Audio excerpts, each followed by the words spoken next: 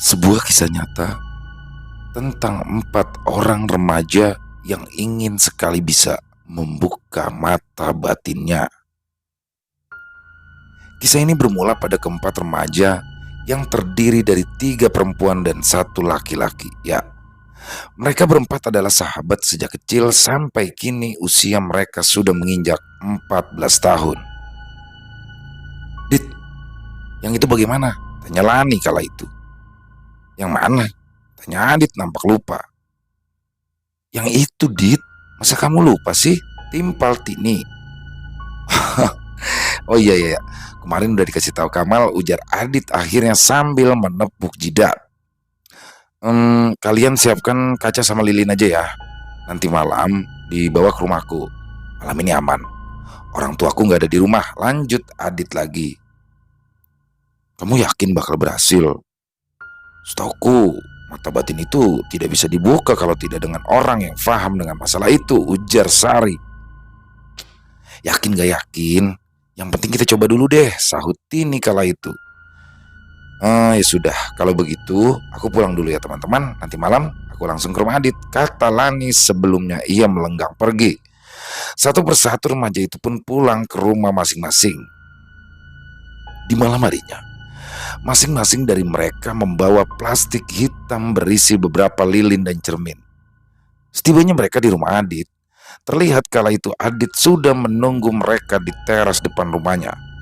Setelah berbincang-bincang sejenak, lalu mereka pun langsung menuju ke sebuah kamar yang sudah tidak pernah digunakan lagi yang berada di bawah tangga. Kamarnya cukup bersih, karena tadi sebelum teman-temannya datang, Adit memang sudah terlebih dahulu membersihkannya sendirian. Ya, mereka berempat sangat ingin bisa melihat hantu dikarenakan terobsesi dengan buku-buku hantu yang sering sekali mereka baca. Mereka begitu penasaran dengan wujud hantu yang sesungguhnya. Lampu di ruangan itu pun mulai dimatikan setelah lilin-lilin berhasil mereka nyalakan. Sudah siap? Tanya Adit. Siap, jawab ketiga teman perempuannya penuh semangat. Lalu Adit pun mulai membagikan selebaran kertas yang bertuliskan tata cara membuka mata batin berikut dengan mantranya. Caranya cuma seperti ini? Tanya Tini sedikit ragu. Sudah, ikuti saja apa yang sudah ditulis, ujar Adit. Satu persatu mereka pun mulai fokus pada tulisan dan cara untuk membuka mata batin. Hampir 1 jam mereka duduk diam dan fokus. Tiba-tiba salah satu lilin pun padam. Lani pun menjadi kaget hingga membuat kaca di depannya jatuh dan teman-temannya juga tentu ikut kaget. Kenapa, Lan? Tanya Tini. Itu lilinnya mati. Mungkin angin, saut Adit.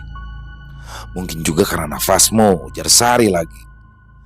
2-3 kali mereka pun mencoba, akan tetapi selalu saja ada yang membuyarkan konsentrasi mereka. Hingga jam kala itu sudah menunjukkan pukul 12 malam, mereka masih tetap terus mencoba. Sampai pada saat mereka sudah benar-benar lelah dan merasa sudah gagal atas semua percobaan yang mereka lakukan. Sepertinya memang tidak bisa ya membuka mata batin tanpa bantuan orang yang ahli, ucap Sari. Nanti kapan-kapan kita coba lagi. Dengan mata yang sudah sangat berat, mereka berempat pun membereskan ruangan tersebut lalu tidur. Pagi-pagi sekali, bahkan azan subuh pun belum berkumandang, Lani, Sari, dan Tini pun pulang ke rumah masing-masing. Saat berpisah di jalan dengan teman-temannya, barulah hal-hal aneh kala itu mulai terasa.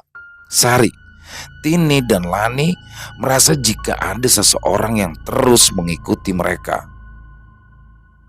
Lagi nunggu siapa, Dek? Tanya Tini kala itu pada seorang anak kecil yang terlihat sedang berdiri di tengah jalan.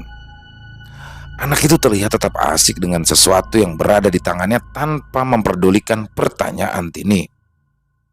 Kecil-kecil udah sombong. Gimana nanti gedenya? Sungut Tini seraya berjalan pergi. Dan di saat itulah anak itu mendongakkan kepalanya ke arah Tini, yang ternyata adalah anak tetangganya yang dulu telah meninggal dunia karena tenggelam. "Hantu!" teriak Tini lari sekencang-kencangnya ke arah rumah. Nafasnya tersengal-sengal saat sudah sampai di depan rumah.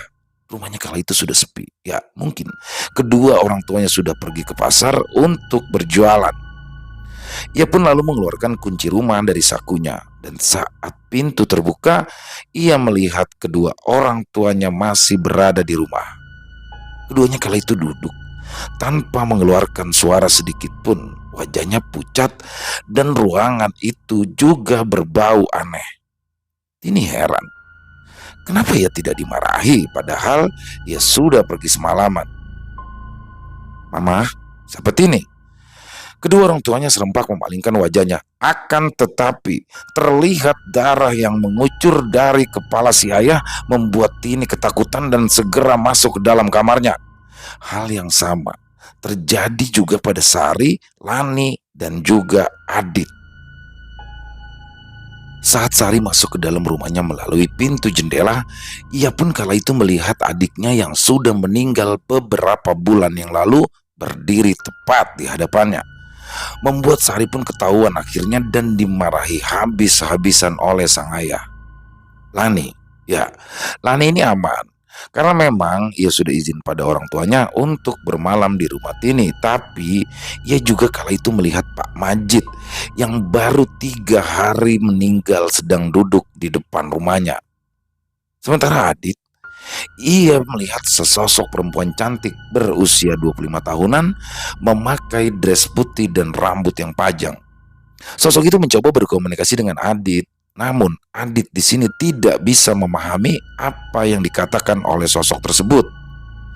Tapi tak ada sedikit pun rasa takut di wajah Adit saat ia melihat sosok tersebut karena hari itu orang tuanya akan pulang. Adit pun langsung mengerjakan pekerjaan rumahnya mulai dari mencuci pakaian, mencuci piring, dan mengambil air ke sungai, lalu mandi, berpakaian, dan juga makan. Setelah melakukan semua tugas rumah dengan sangat rapi, Adit pun lalu masuk ke dalam kamarnya. Ia mulai membaca buku-buku hantu yang sebelumnya ia pinjam pada Wahab, tetangganya. Di salah satu halaman buku itu terdapat tata cara membuka indera keenam. Ya, karena sebenarnya semua orang sudah memiliki indera keenam sejak lahir, hanya indera keenam itu akan tertutup dengan sendirinya ketika usia seseorang sudah berada di atas 5 tahun atau bahkan tidak sampai 5 tahun. Dan orang-orang yang dengan indera keenam atau mata batinnya yang masih terbuka sampai ia dewasa, mereka itulah yang biasa disebut dengan indigo. Seseorang yang bisa melihat sesuatu yang tak kasat mata dan bisa berkomunikasi. Indera keenam sendiri mempunyai tingkatan. Ada orang yang hanya bisa melihat mereka saja tanpa bisa berkomunikasi. Ada juga yang hanya bisa mendengar suaranya saja, dan ada juga yang mampu melihat, menyentuh, bahkan berkomunikasi dengan mereka sama seperti kita berkomunikasi layaknya dengan manusia biasa.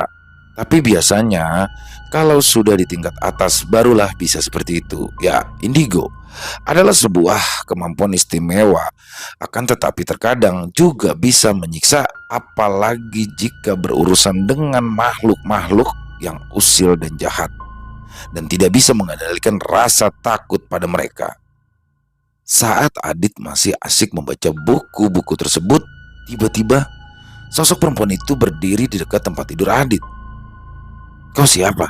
tanya Adit. Hening. Tak ada suara apapun, hanya gemerisik angin yang masuk melalui jendela kamar. "Adit, Adit," panggil beberapa orang dari luar rumah. Dengan sedikit malas, Adit pun melangkah keluar kamar, dan saat pintu dibuka ternyata yang memanggilnya tadi adalah teman-temannya. Lalu tanpa disuruh masuk, ketiga temannya itu pun langsung masuk ke dalam rumah. Mereka pun menceritakan pengalamannya masing-masing saat pulang dari rumah Adit. Aku juga melihat hantu, tapi bukan keluarga ataupun tetangga. Seorang perempuan, kira-kira seusia dengan kakaknya Wahab. Dia masih berada di rumah ini kok, dan sepertinya ingin mengatakan sesuatu. Tapi aku tidak paham sedikit pun, ujar Adit. "Itu berarti usaha kita tadi malam berhasil?" tanya Sari, Lani, dan Tini bersamaan.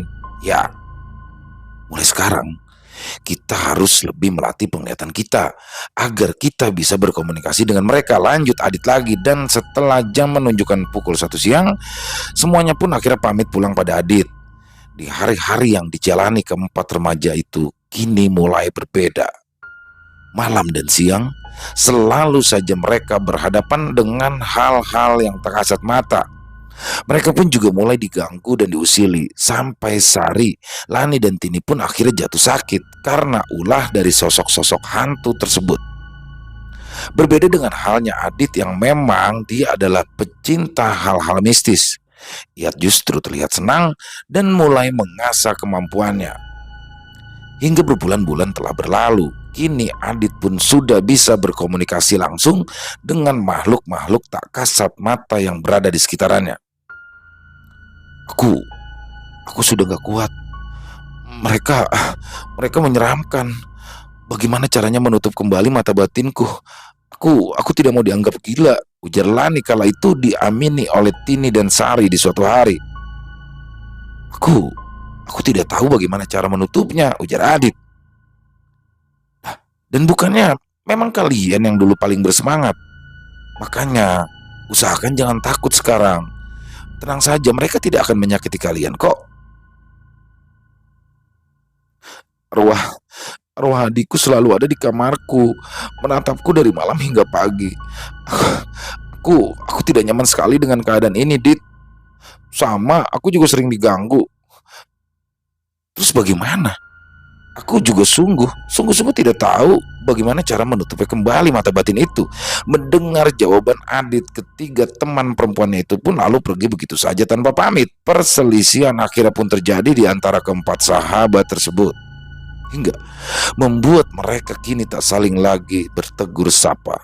Sampai di suatu hari, kabar duka pun datang dari Tini. Ya, remaja perempuan itu dikabarkan meninggal gantung diri di dalam kamarnya setelah menceritakan apa yang terjadi pada orang tuanya.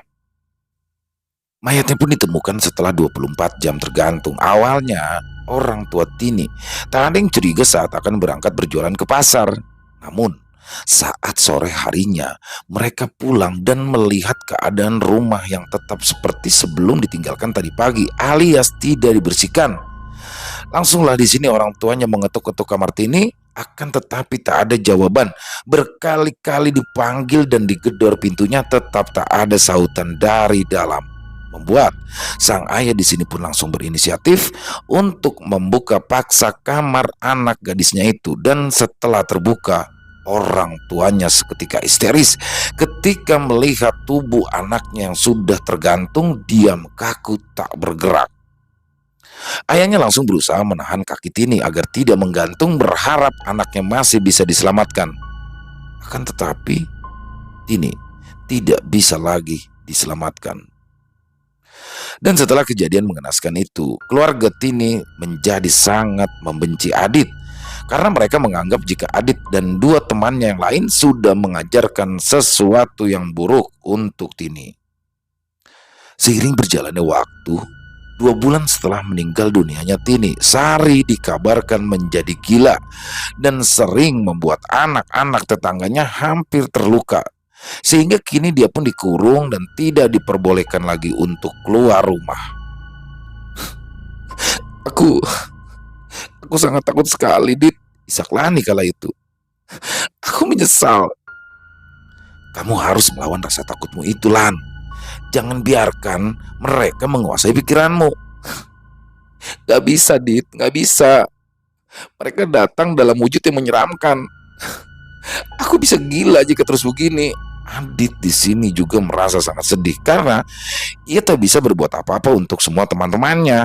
Ia pun juga sudah berusaha mencari cara kesana kemari, namun tak ada yang tahu bagaimana caranya untuk menutup kembali mata batin yang sudah terbuka itu.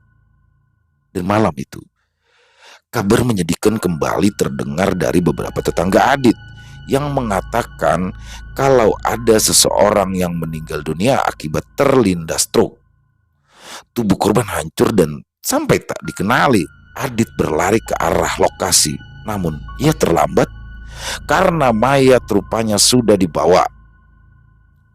Namun, di tempat kejadian, Adit kala itu menemukan sisa baju yang ia lihat sangat mirip dengan yang sebelumnya dipakai oleh Lani. Ah, tidak. Semoga saja ini bukan Lani, batin Adit. Tapi di seberang jalan sana, Adit melihat sosok Lani tengah berdiri terpaku menatap ke arahnya dengan tatapan yang kosong. Ia pun berusaha mengejar, tapi sosok itu kemudian menghilang. Sepulangnya dari tempat kejadian, Adit tidak bisa tidur semalaman hingga pagi menjelang. Di keesokan harinya, barulah diketahui jika yang meninggal terlindas truk adalah Lani. Benar, Adit di sini merasa sangat terpukul dengan kematian kedua teman-temannya, dan tidak berapa lama setelah kematian Lani, kabar duka kembali datang, dan kali ini berasal dari Sari. Sari meninggal dunia setelah sebelumnya menangis terus-menerus tanpa henti dan berteriak-teriak histeris sembari memanggil nama Tini dan Lani. Ya, ia meninggal dunia dikarenakan membentur-benturkan kepalanya pada tiang ulin.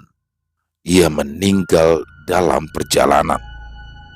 Sementara Adit di sini mulai takut karena ia terus saja dihantui oleh ketiga teman-temannya yang sudah meninggal dunia. Seolah-olah mereka mengajak Adit untuk ikut serta bersama mereka. Dan saat orang tua Adit tidak berada di rumah Adit kala itu hampir saja kebakaran saat Adit tertidur. Tapi untungnya hantu wanita yang tinggal di rumah Adit pun langsung bertindak dengan cara membangunkan Adit, dan api pun berhasil dipadamkan. Tapi gangguan-gangguan tidak hanya sampai di situ saja. Berkali-kali Adit hampir dibuat celaka oleh mereka yang tak kasat mata, dan berkali-kali pula lah Adit ditolong oleh sosok si wanita itu. Sampai akhirnya mereka berdua pun akrab dan berkenalan satu sama lain. Si wanita itu memperkenalkan dirinya bernama Kumala. Dia dulu meninggal dunia karena ditombak oleh beberapa orang saat mencari jamur. Entah apa penyebabnya, tapi bisa jadi saja karena orang-orang itu tidak sengaja dan mengira Kumala adalah hewan buruan. Lalu, karena mereka takut akan dihakimi oleh pihak keluarga Kumala, mereka pun akhirnya menguburkan mayatnya di tanah tersebut yang sekarang ternyata menjadi rumah Adit. Kau dendam pada mereka? Tanya Adit. Kumala tersenyum, bibir pucat dan senyum aneh itu membuat Adit merinding. Aku tidak dendam, dan aku juga tidak menyalahkan mereka. Aku suka dengan duniaku yang sekarang. Hanya saja, ucapnya sebelum hilang dari pandangan Adit. Hanya saja apa Kumala? Hening. Suasana geberisik angin yang meniup dedaunan kering terdengar sangat jelas. Rintihan dan raungan mereka menambah kelamnya suasana. Adit pun mencoba berjalan ke arah dapur untuk mengambil segelas air. Sosok bertubuh tinggi besar kala itu tengah berdiri di pojok ruangan menatap tajam ke arah Adit. Adit menoleh dan seketika sosok itu pun menghilang. Menyesal? Ya, Adit sangat menyesal. Kini kehidupannya harus selalu dibayang-bayangi oleh mereka yang tak terlihat. Makan, minum, tidur, sampai ia pada saat ia mulai kerja, sosok itu semua tetap ada. Dari tahun ke tahun, apalagi saat usia Adit semakin bertambah dewasa, sosok itu semakin banyak berada di sekitarnya. Ada yang hanya sekedar mau berkenalan, dan ada pula yang ingin meminta pertolongan. Mereka semua datang silih berganti.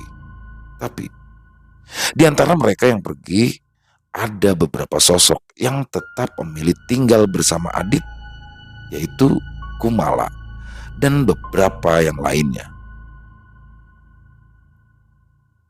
Adit benar-benar menyesal apa yang sudah ia lakukan beberapa tahun yang lalu, hingga membuat ia harus kehilangan 3 sahabat terbaiknya. Tapi ini semua sudah menjadi takdir yang harus ia jalani, dan ia tetap mendoakan agar ketiga sahabatnya itu mendapat tempat yang layak, yang terbaik di sisi Tuhan.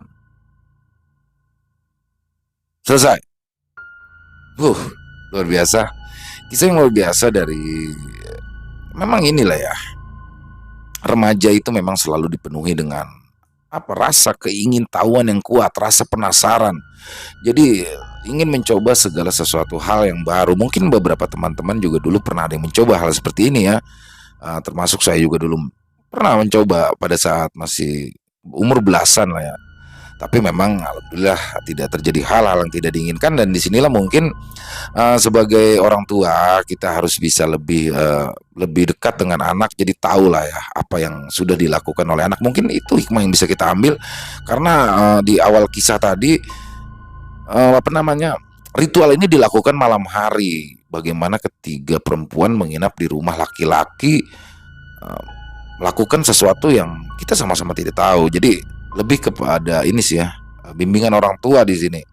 Dan semoga ada hikmah lain yang bisa diambil dari kisah yang tadi. Kalau memang tidak ada ya kita buang saja yang buruk-buruknya, dan kisah nyata itu tadi silakan untuk percaya atau tidaknya kita kembalikan kepada para pendengar masing-masing. Dan mohon maaf kalau memang masih belum ini nih, suara saya masih belum normal sepenuhnya ya, tapi tetap ingin mencoba terus menghibur teman-teman di rumah, para penikmat, para pecinta horor, khususnya para subscriber. Dan terima kasih ya yang sudah kasih resep untuk suara yang sakit ini, yang suara yang hilang ya.